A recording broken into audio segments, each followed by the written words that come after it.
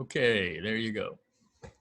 Good morning, Westminster. I'm Ken Cook, your co-host. This is our another co-host, my wife, Carol Cook. Good morning. And our producer, director, co-host, and spiritual advisor is Boyd Taylor. Boyd, good morning. Good morning, Ken. Good morning, Carol. I see we've got a special guest up there. Hello, Judy. How are you? It's Judy Iverson, isn't it? Hi, I'm glad to be here. We're so excited to have you, Judy. We've seen your pencil drawings in the artist gallery, and so we want to talk to you in a minute here about all of your career as an artist and what led to different things. Before that, we need to touch on the Longhorns and see how they're doing. What do you think? Those Longhorns. Did you go to Lubbock, Ken? See the game? Boyd, I really wanted to go, but I was afraid of all those flying tortillas. Did they really That's a real safety hazard up there, even with 25% capacity. Right. Have you been to Lubbock? Yes, it's a wonderful town. Fabulous. They have fabulous support for Texas Tech, and that it's the home of Buddy Holly. Buddy Holly was born there, and even have a Buddy Holly Boulevard. And he named his singing group and his band the Crickets, Crickets, Crickets. And the Beatles thought that was a good idea, so they named their group the Beatles after Buddy Holly. Set the pace. trivia there. I wouldn't have believed that if I hadn't heard it on Jim Woodrick's program Monday night. So I know where you got it. Oh, we got to be more careful, huh? Yeah, he may sue us.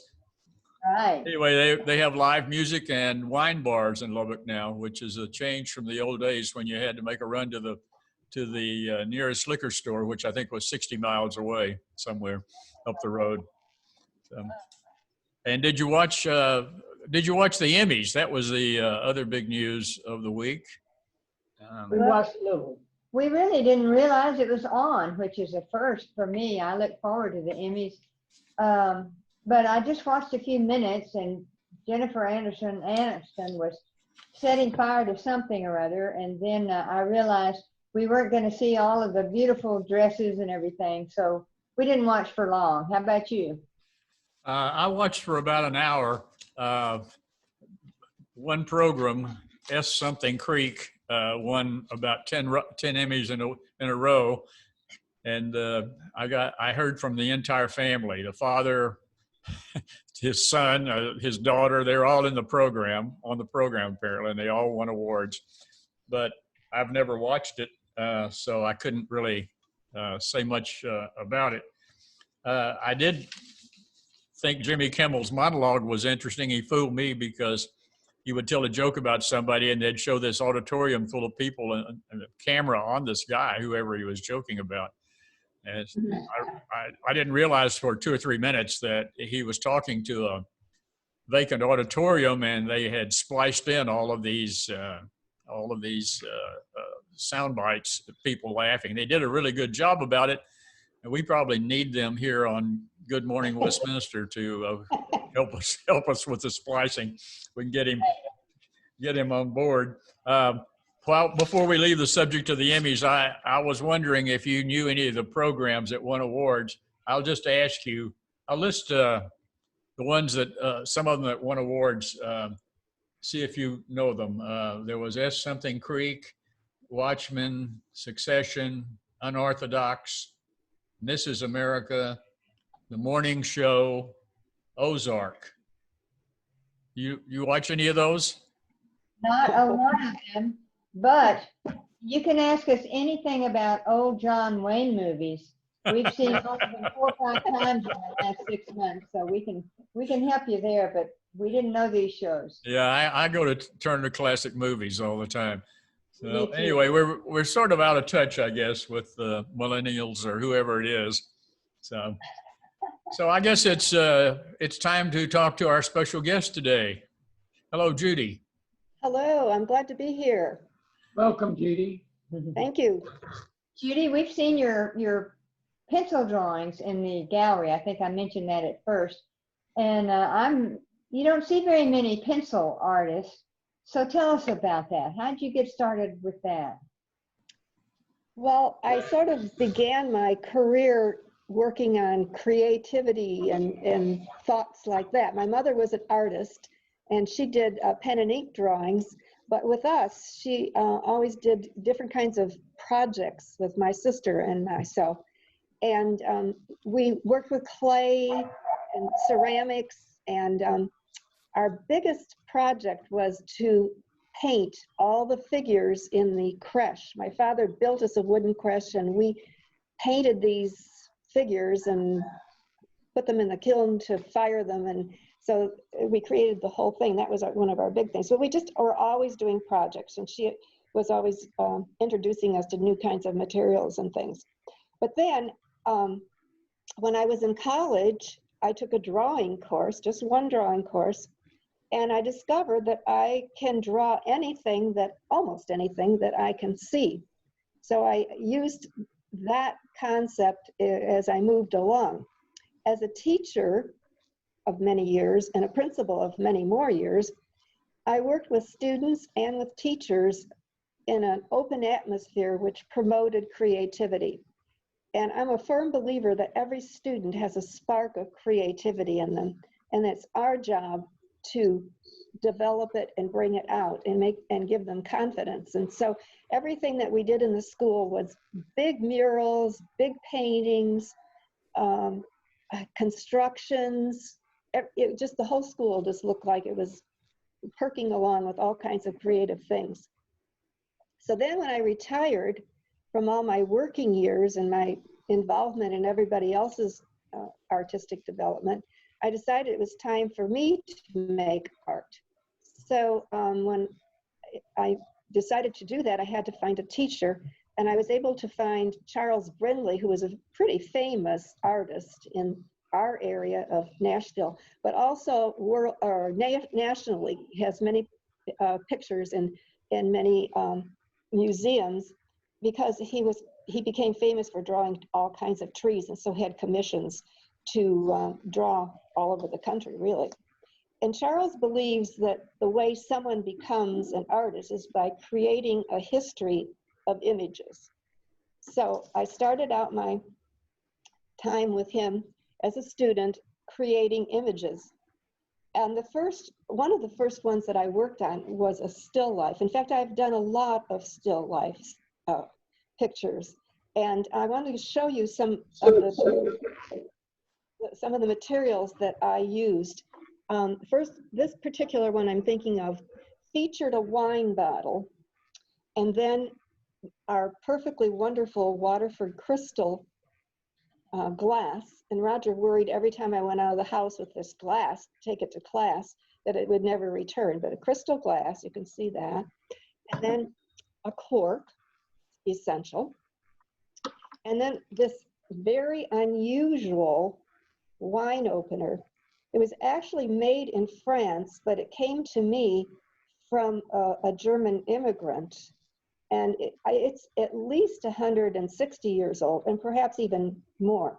But it's actually the only wine opener that I can confidently use. It just works so beautifully. So then I'll show you the picture that I created from that. If we can get this on the screen. Somehow I've got the window in there. Oh, here we go. Okay. That's good. It's you see the wine glass, the corkscrew, and the wine bottle. That wine bottle was chosen very specifically for this picture. I went to the wine store, a local wine store, and they had all kinds of bottles of wine. And I wanted to have one that had a picture that I could draw and writing that I could imitate. And so I bought this wine bottle and brought it back and set up my little still life on the table with the board and everything, just perfect. And for week after weeks, I drew this picture and drew this, and various adults in the class would come and say, what are you gonna do with that wine when you finish? And eventually, they said that enough that I thought, well, I think when I finish, we'll just open it and drink it. So the day came when I finished the drawing, and I had brought some glasses and a little picnic basket and some other wine because I knew one bottle wouldn't go too far. So we had a little celebration. We opened it, we drank the wine and tested this still life, which I created. Other things I like to do are portraits. And I found portraits very, very, very detail oriented. If you're drawing someone's portrait, you cannot say, oh, I think I'll add a little of this and a little of that and so on. It needs to be exactly as is presented before you. So one of the portraits I've done, which was in the gallery show here at Westminster, was a portrait of a young girl, 5 years old, and I did this portrait of her in Argentina. And right now, that same girl is in the art gallery, but the whole body is in there. So I've done two things of hers. And then I often use photographs because we traveled all the time around the country and around the world. And I took pictures of things that I thought I'd like to draw, but there was never any time to do any drawing on site. I always had to take a lot of different photographs and then come back and create the picture that I wanted from the photographs. And I use parts of photographs and put them together in my mind as to what I wanted the picture to look like. And so it's kind of a collection of different things that I saw. We did a lot of photographing in France. Every summer we would go to France for a month and travel around. And I liked buildings in France, so I took pictures of different buildings, many different buildings, and several of them have been in the gallery. There was one in the gallery of a auberge in Paris, 1536 or something like that. A lot of different pictures I've had displayed there from the travels. And then a lion. Do you remember the lion I had up there last? Yeah. Yeah. And that came from several safaris that we went on in Africa. And I took a lot of lion pictures and then put it together to make that particular drawing. And then the Orthodox Church that was in the gallery last year, I guess, and that was about taken from pictures that we took in Russia, and we went all around that church and talked to the custodian of the church, and then took a lot of pictures, and that was created. And then the old rustic pub in England, and that is another one that I'll probably put in one of the shows sometime soon. And that is called the Fat Lamb. And that's a cool place, yeah. And then the one of the other ones that I really took a lot of pictures of was in Wales, and that was a shaggy old sheep. And that sheep is in a picture. It looks like many sheep, but actually it's the same sheep over and over in different poses, because he kept around us. And he had this, well, maybe it was a she, I don't know. Anyway, she had this real growly voice, and she'd stick her tongue and go, ah, at us. I think she was really being silly. Anyway, so she's featured in the drawing, but it's the same one over and over. It looks like more than one sheep. So I think that's very interesting about that. And what are you working on now, Judy? well, right now I'm on something very exciting that I have never done before, and I'm really happy about this. I'm drawing some illustrations for Janice Scheffelman's new book. And I had read her another book called Sophie's War. We have that book in our library, by the way, Sophie's War. And I wanted to buy a copy of that for my niece's Christmas present. So at the book fair 2 years ago, I had never met Janice, by the way, and I bought this book from her, and she signed it and So before I gave it to my niece, I read it because it was highly recommended to me by Jill Losey and Camille Miller, who had read it before me. And I was so excited about this book. So when I saw Janice after I had finished it, I went to her table. I'd never met her, and I would bravely went to her table, introduced myself, and said, I just loved it. It has to have a sequel, begs a sequel. So she has now finished the sequel. It is with her publisher at the moment, and I have 2 drawings that I'm finishing up that will be in that book. So that is probably the most exciting thing I've done. Well, it sounds like it. Yeah. First 2 chapters of her book are in the Writer's Journal, I believe, Judy. The first chapter was in the spring edition, and the second chapter will be in the fall edition, which is coming out in November. And you have an illustration with that, I believe. I do, and that The Village Without Men is the name of the book, and it'd be well worthwhile to bring out last term's journal and read it, because the first chapter is really exciting, and the second book chapter will be coming out, or the second book will be coming out fairly soon. So that's my experiences so far, and I'm looking forward to more experiences.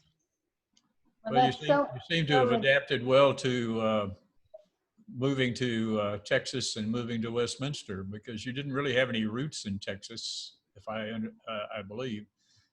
Well, we moved here because we were living in Nashville, but my family was in Washington, D.C., and Roger's family was in Austin, and it seemed as if we should make a move to be near some family. So the family here wanted us, so we moved here. And it's the best decision we ever made, that's for sure. Well, we're really lucky that Austin won, but it was an adjustment for you. I imagine, moving to Texas. Well, I'm kind of like a chameleon, just drop me anywhere and I'm fine. But Roger is an Easterner, and he can't get over that.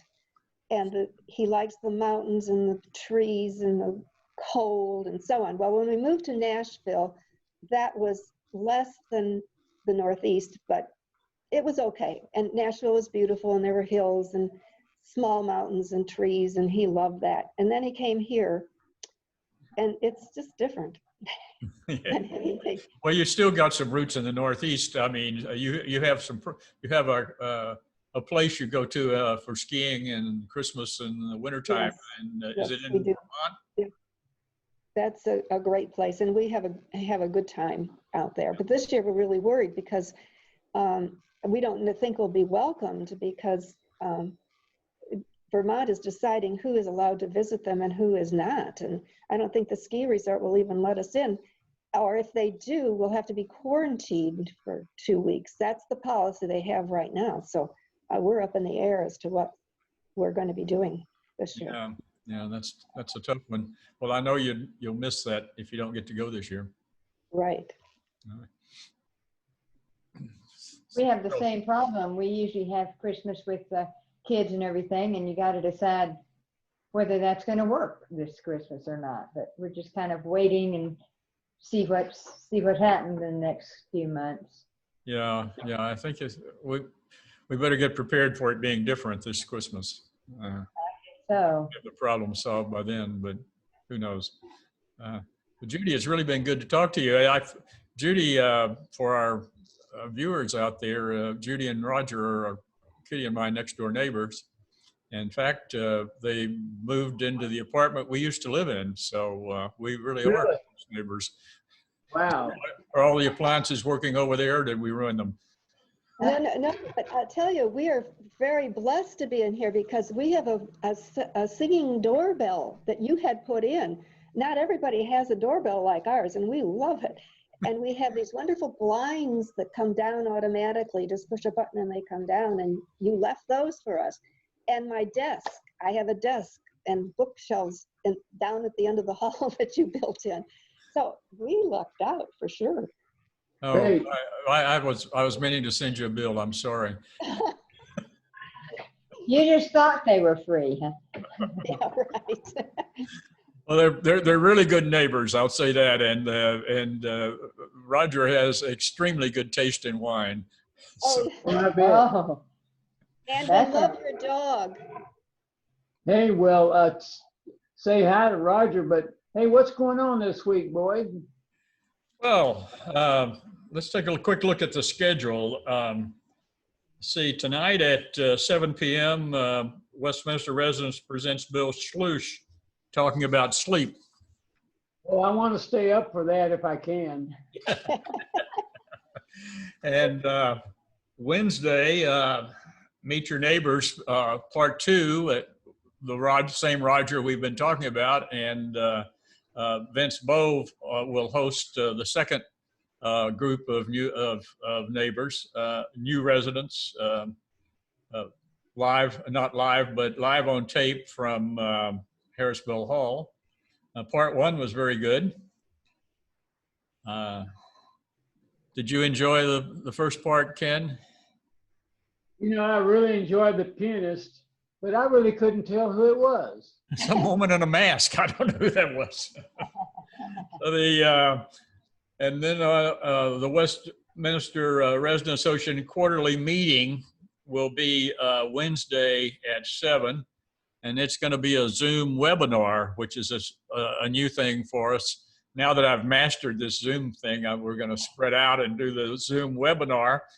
And so everybody will be welcome. If you have an email on file with Ruth Sonnell, you will get an invite to attend our quarterly meeting. And there'll be a question and answer session. And so you can, we hope to have good attendance, but if you aren't able to do that, then it'll be recorded and you can see it the next day. But Sarah Lloyd is going to make a presentation. So I hope everybody will tune in and see if I've learned to do it right. And then on Friday, October 2nd, Gone with the Wind is going to be on 1890. My goodness. Oh, we can no. say that word for word. Yeah. And the TCU game, the Texas TCU game is on Saturday.